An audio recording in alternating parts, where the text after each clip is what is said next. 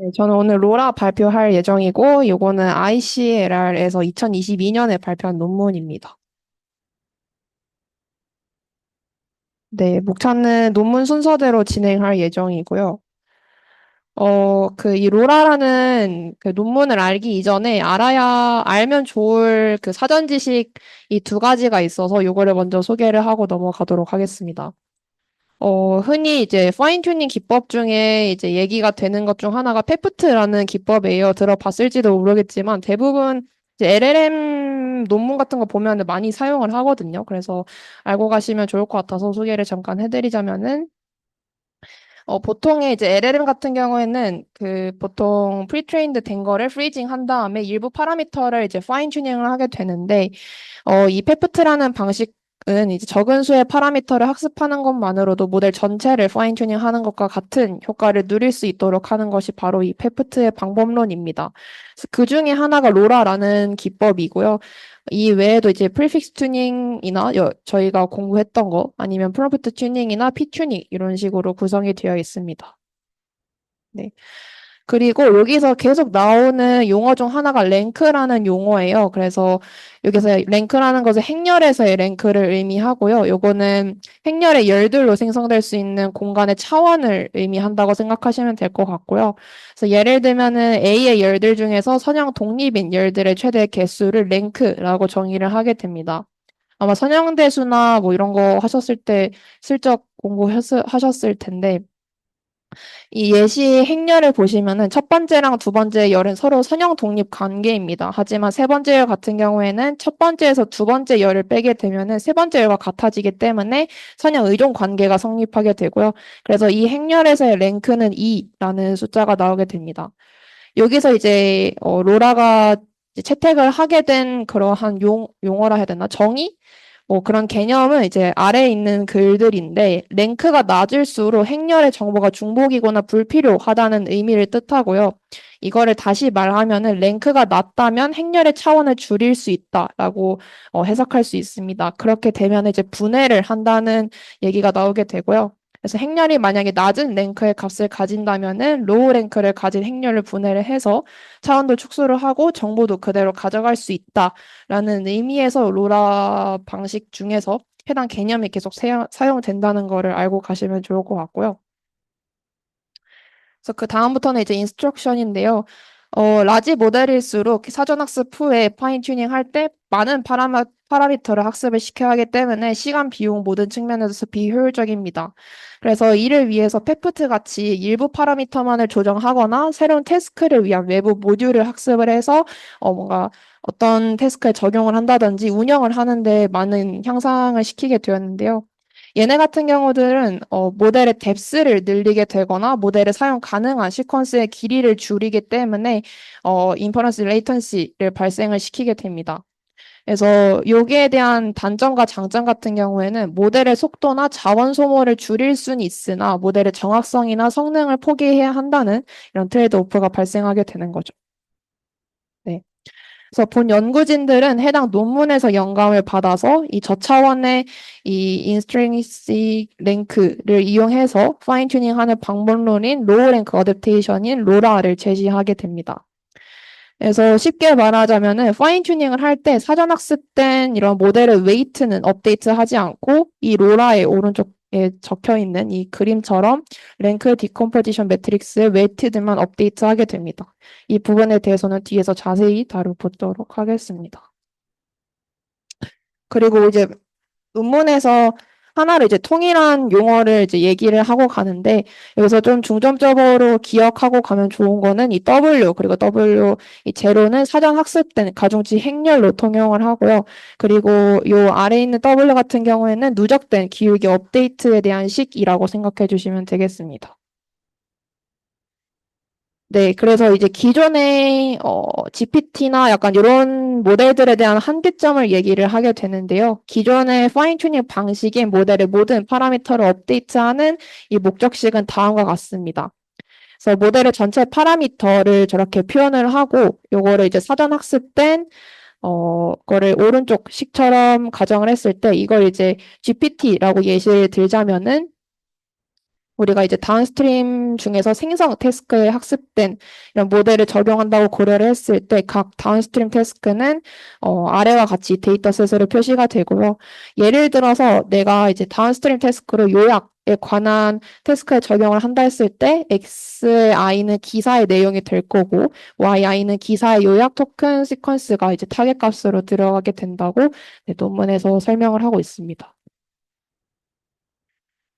네, 그래서 여기에 대한 한계점을 이제 얘기를 하게 되는데 전체 파인 튜닝 중에서 모델은 사전 학습된 가중치를 저렇게 초기화를 하고 이 목적 함수를 최대화하기 위해서 기울기를 따라 전체 파라미터를 모두 업데이트하는 식으로 이제 백프로파게이션이 진행이 되는데 여기서에 대한 문제점은 이 업데이트가 프리트레인 시에도 적용이 되고 파인 튜닝 할 때도 전체 파라미터를 모두 업데이트해야 하는 것이 문제다라고 얘기를 하면서 이제 논문의 기존 방법들의 한계를 얘기하고 있고요.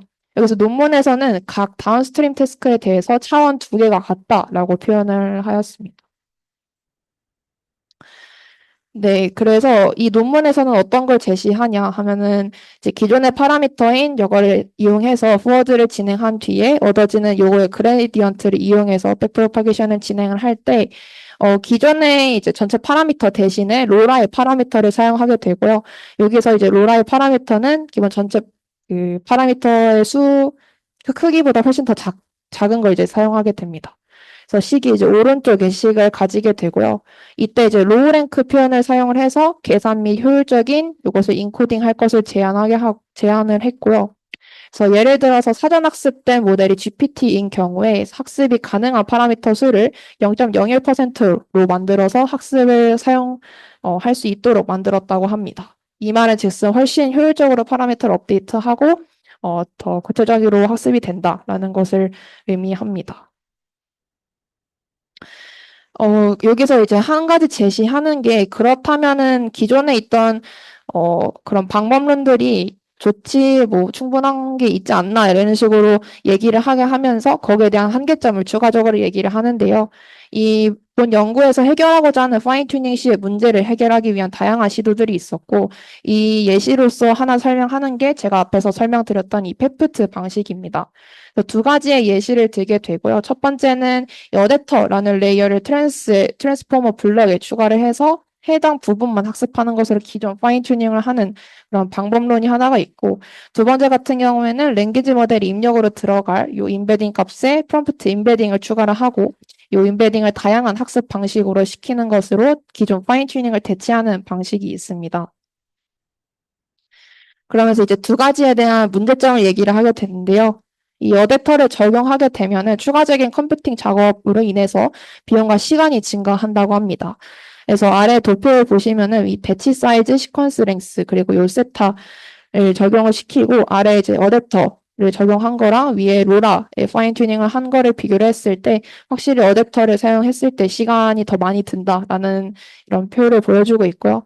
그리고 두 번째 같은 경우에는 예를 들면은 여러분들이 공부했던 그 프리픽스 LM이라고 해서 그 튜닝 방식이라고 생각해 주시면 될 것 같습니다. 근데 얘 한계점 같은 경우에는 프롬프트를 어쨌든 최적화하는 것 자체가 되게 어렵다라고 얘기를 하고요. 기존의 파인 튜닝 같은 경우에는 이렇게 하나의 다운스트림 태스크에 대해서 모두 다 파인 튜닝을 했지만 이 프리픽스 튜닝 같은 경우에는 이 사전 학습된 모델에다가 앞에 이 전미사에 대한 어떤 정보를 추가함으로써 효율적인 그런 뭐 학습을 진행하는 그런 방식이 바로 프리픽스 튜닝이라고 하는데 얘에 대한 문제점 같은 경우에는 시퀀스 인풋을 넣을 때 프롬프트 자리를 미리 만들어 놔야 하기 때문에 이 다운스트림 태스크를 처리하는 데 사용할 수 있는 길이가 이렇게 줄어들게 된다라는 문제를 언급하고 있습니다. 네, 그러면서 이제 이 로라에 대한 방법론을 얘기하게 되는데요. 이 신경망의 많은 레이어들은 행렬 고보로 이루어져 있고 대부분의 가중치 레이어들은 풀 랭크로 구성이 되어 있습니다. 그래서 이 논문에 대한 내용을 그대로 가지고 왔는데 특정 태스크에 그러니까 파인 튜닝을 적용을 할 때 사전 학습된 언어 모델은 더 작은 서브 스페이스 랜덤 프로젝션에도 불구하고 효율적으로 학습을 할 수 있고 낮은 내재적 차원을 갖는다라고 하는데 결과적으로는 사전 학습된 언어 모델은 낮은 내재적 차원을 갖는다라는 이제 논문을 보면서 본인들도 가중치에 대한 업데이트를 할 때도 낮은 랭크를 갖는다고 가정을 하고 네, 이 논문을 작성을 하게 되고요. 그래서 이게 무슨 말이냐 하면은 아래식으로 바로 이해를 하실 수가 있을 것 같은데 기존 모델의 가중치 매트릭스가 D 곱하기 K라고 했을 때 이걸 그냥 D 곱하기 R 그리고 R 곱하기 A로 쪼갠다는 내용이 바로 위에 해당하는 내용과 동일한 내용이고요. 여기서 말하는 R은 DK보다 작은 차원을 갖습니다. 그래서 저는 이거 보면서 가장 먼저 생각이 났던 게 VGG랑 좀 비슷한 뭐 방법론이지 않나라는 생각을 하게 됐는데 기존의 VGG 같은 경우에는 7x7로 학습을 시킬 때보다 그 3x3으로 쪼개가지고 학습시킬 때 훨씬 더 파라미터 수가 적다라고 얘기를 하잖아요. 그래서 딱 요 생각이 나더라고요. 그래서 그 내용을 좀 언급을 했었고요. 그래서 기존 같은 경우에는 이 웨이트된 요 파라미터에다가 요번에 전체 파라미터를 업데이트 했었는데 요 파라미터 대신에 이렇게 한번 작은 차원으로 쪼개서 다시 원본으로 복구시키는 이 BA에 대한 식이 대신 들어갔다라고 생각하시면 되겠습니다. 네, 조금 더 자세히 설명을 드리자면은 학습하는 동안 이 W0는 고정이 되고요. 그래서 기울기 업데이트를 받지 않는 반면에 A랑 B만 학습을 하게 시킵니다. 그래서 얘네가 이제 학습을 할 수 있는 파라미터라고 생각하시면 되고요. 이때 가중치를 초기화할 때 A는 이 정규 분포를 따르고 이 B 같은 경우에는 0으로 초기화시킨다고 합니다. 네. 그래서 요 예시를 하나 또 들어보자면은 기존의 이제 파인 튜닝 방식은 이 4096 곱하기 4096에서 해당 수에 대한 파라미터를 계산을 해야 하는데 이 여기 논문에서 제시한 로라 같은 경우에는 A와 B로 이렇게 한 번씩 쪼개게 되고요. 그래서 4096 곱하기 16 그리고 16 곱하기 4096 해서 파라미터의 수의 합이 13만 개 정도밖에 안 된다고 합니다. 그래서 결국 여기서 얘기를 하는 거는 로라의 방법을 사용하면은 파라미터를 약 0.78% 네, 정도 뭐 사용할 수 있다. 이런 식으로 얘기를 하고 있고요. 뭐 더 자세한 거는 왼쪽 사진을 보시면 아시겠지만 이 풀 파인 튜닝 할 때는 이거를 계속 학습을 계속 시키기 때문에 파라미터 수가 점점 늘어나게 되고요. 이 로라 같은 경우에는 이 프리트레인드 된 웨이트는 학습에 사용시키지 않고 이 오른쪽에 있는 학습 가능한 파라미터만 이렇게 더해가지고 사용하기 때문에 훨씬 더 적은 파라미터의 수를 갖는다라고 이해를 하시면 될 것 같습니다. 네, 그래서 여기서 또 얘기를 하는 것은 기울기 업데이트가 항상 풀 랭크를 요구하지 않는 방식으로 개선을 했다. 차원의 수는 감소하지만 사전 학습된 파라미터의 부분 집합만을 학습을 해서 결국에는 이 방식이 풀 파인 튜닝 하는 것과 유사한 그런 성능을 낸다라고 얘기를 하고 있고요. 그래서 이거를 이제 다운스트림 태스크에 적용하는 것 또한 되게 간편하다라고 얘기를 하고 있는데요. 특정 태스크를 위해서 이 로라 방법론을 이 BA 가중치 매트릭스를 이용해서 파인 튜닝하고 그 다운스트림 태스크에 적용하고 싶을 때 그냥 이렇게 냅두고 이 BA만 갈아 끼우면 됩니다. 그렇기 때문에 굉장히 간편하게 학습이 가능하다. 그리고 적은 파라미터를 사용 가능하게 학습이 된다라고 얘기를 하고 있지만 다른 한계점으로는 다운스트림 태스크를 항상 진행할 때마다 다른 AB 매트릭스를 사용해야 한다. 그런 한계점도 언급을 하고 있습니다.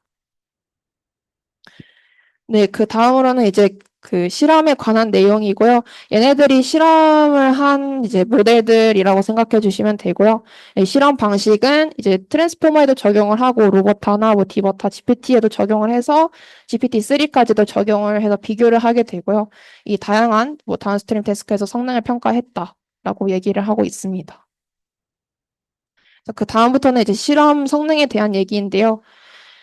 베이스 모델을 이제 로어타 베이스로 적용을 하고, 여기에 앞에 제가 설명드렸던 이 모델들을 이제 적용해서 실험을 했을 때에 대한 결과이고요.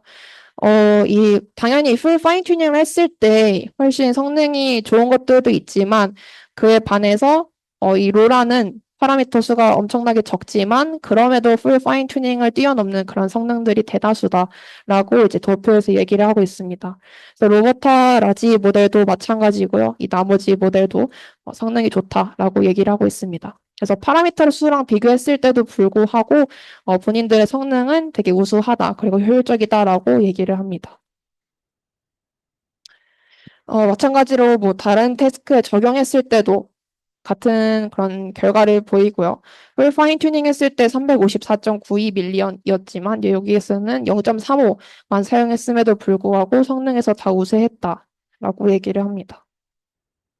네, 그리고 GPT-3라는 정말 큰 거대한 모델에도 이제 파인 튜닝을 한 것이랑 이 로라를 적용했을 때, 그리고 이거는 학습 가능한 파라미터 수를 조절했을 때의 결과이고요. 결과적으로는 성능이 훨씬 우세했다라고 얘기하는 것을 확인할 수가 있습니다.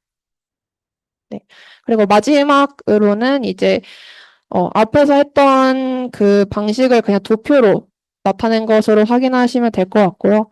GPT-3한테 적용을 했을 때 이 다양한 어댑테이션 적용한 결과로서 이 로라 같은 경우에는 학습이 가능한 파라미터가 되게 적음에도 불구하고 어큐러시에서 정말 큰 좋은 성능을 보이고 있죠. 그래서 이런 식으로 논문을 마무리하고 제가 결론을 깜빡하고 안 썼는데 그냥 간단한 풀 파인 튜닝 말고 간단한 매트릭스, 로우 랭크의 매트릭스를 사용함으로써 되게 좋은 성능을 얻었고, 그리고 다른 다운스트림 태스크에 적용할 때도 간편하게 학습이 가능하다라는 게 이 본 논문의 컨트리뷰션이라고 생각해 주시면 될 것 같고요.